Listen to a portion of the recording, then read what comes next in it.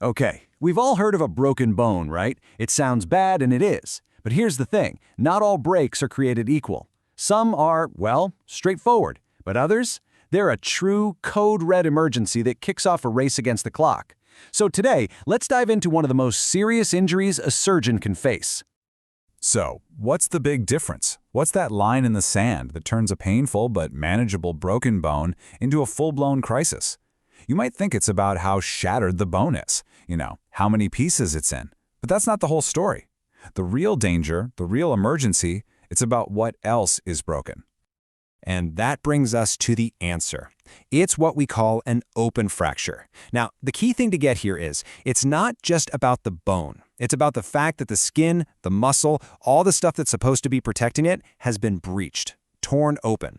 It creates a literal highway from the dirt and germs of the outside world straight to your bone. And believe me, that changes everything.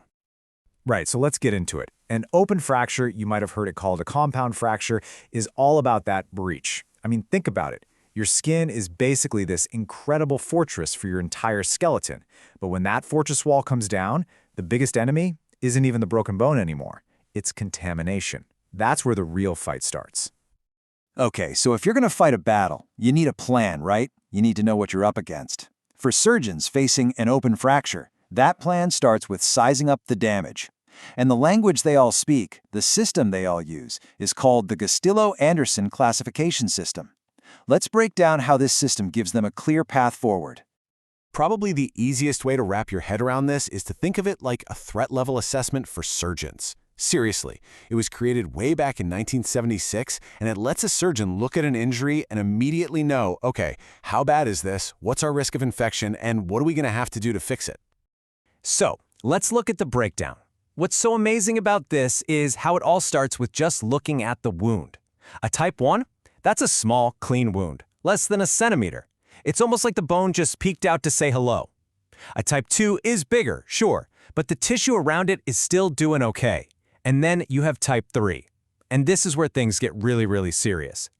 Yeah, type 3 is the big one. We're talking about high-energy injuries. Think car crashes, major falls, where there's just massive damage to the muscles, the skin, everything around the bone.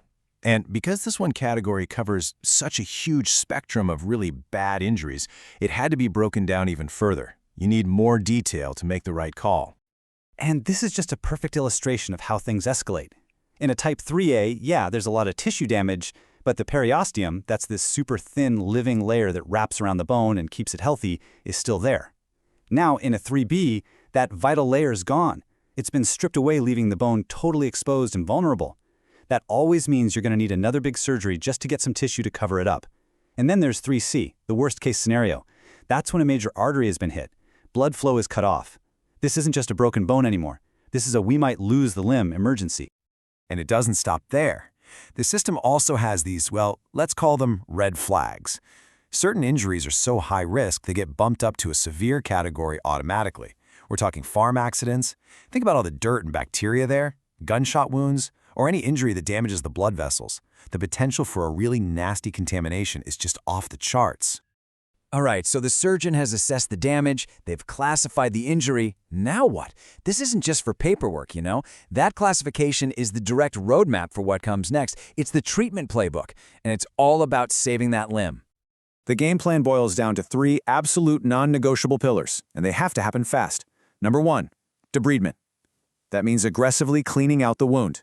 Number 2, antibiotics. Get them on board immediately to start killing any bacteria that got in. And number 3, stabilize the fracture. You have to lock that bone down so it can even think about healing. You can't skip a single one.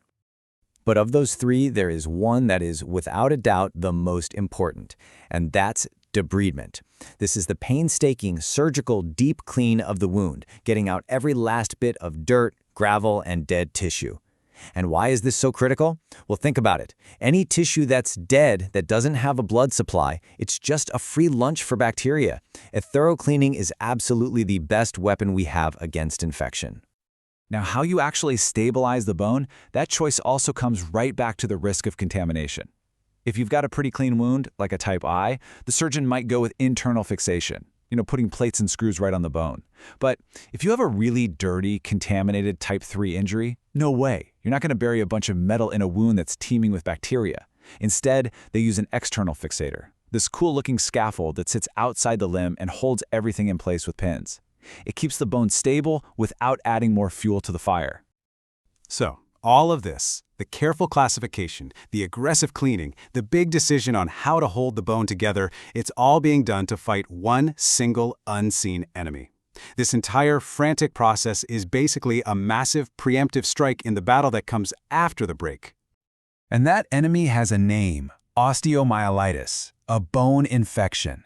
And I can't stress this enough. This is a truly devastating complication.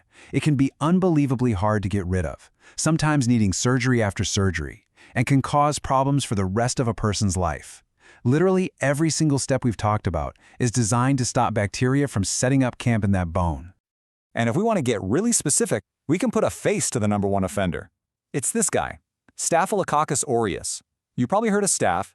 This bacteria lives on our skin all the time.